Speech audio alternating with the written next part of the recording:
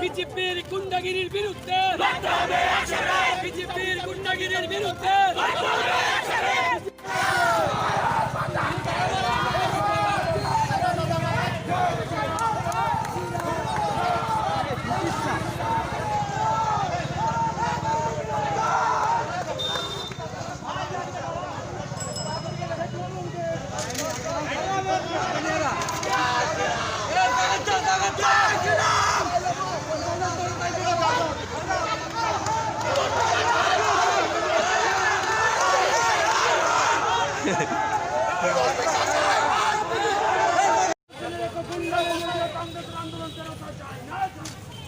ত্রিপুরা প্রদেশ কংগ্রেস সভাপতির উপর খুব বাজেভাবে হামলা করা হয়েছে।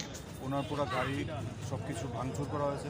ওনার যারা সঙ্গে ছিল কংগ্রেস নেতাকর্মী, ওনার ড্রাইভার সবাই উন্ডেড হয়েছে খুব বাজেভাবে। এবং তারই প্রতিবাদে এর আগেও আমরা দেখতে পেরেছি বিভিন্ন কংগ্রেস নেতাকর্মীদের উপর আক্রমণ সংগঠিত করেছে বিজেপির গুন্ডা বাহিনীর দ্বারা। তারই প্রতিবাদে আমরা এই 12 ঘন্টা ত্রিপুরা প্রদেশ কংগ্রেসের আহ্বানে 12 ঘন্টার অল ত্রিপুরা বন্ধ আজকে আমরা পালন করছি। এবং সারা রাজ্যে আমরা যা খবর পেয়েছি সবখানে ভালোভাবে বন্ধ হচ্ছে, আগরতলাতেও। এবং সব মানুষদেরকে আমরা এই সমর্থনের জন্য আমরা তাদেরকে ধন্যবাদ জানাই, কারণ এটা এখন গণতন্ত্র রক্ষার লড়াই চলছে। সেই লড়াইতে মানুষ জানে যে এটা যদি মানুষ অস্তিত্বের লড়াই, সেটাকে সমর্থন মানুষ করছে। এবং আমরা আমাদের তরফ থেকে আন্তরিকভাবে সবাইকে ধন্যবাদ জানাই। এখন পর্যন্ত কোনো ঘটনা কোনো কিছু এরকম কোনো ঘটনার তো নেই, কিন্তু একটু আগে বিজেপির কিছু আর্মাদ বাহিনী তো সবসময় বেরোয়।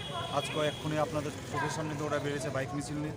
তো আমাদেরও এখানে ইউথ কংগ্রেসে যারা আছে তাদেরকে ধাওয়া করেছে, চলে গেছে। পুলিশের ভূমিকা কী?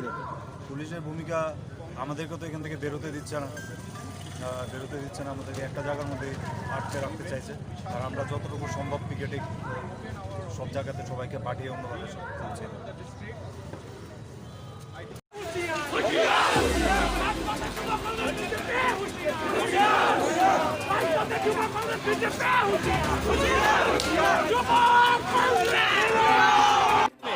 ত্রিপুরা রাজ্যের মধ্যে একটা অশান্তির পরিবেশ সৃষ্টি করার জন্য ওরা আজকে বনটা দেখেছেন। আগরতলা শহর বলুন, রাজ্যের আনাচে কানাচে, পাহাড়ে, সমতলে, সবখানে আজকে পরিস্থিতি স্বাভাবিক রয়েছে।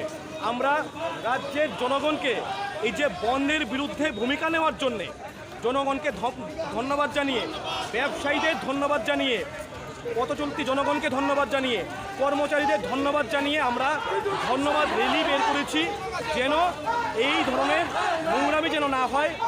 শুধু মানুষকে বেকায়দা ফেলার জন্য বন্ধ যেন ডাকা না হয়, তার জন্য জনগণকে ধন্যবাদ জানিয়ে এবং কংগ্রেসের এই দেউলিয়া এই জনবিরোধী বন্ধের বিরুদ্ধে আমরা ময়দানে নেমেছি।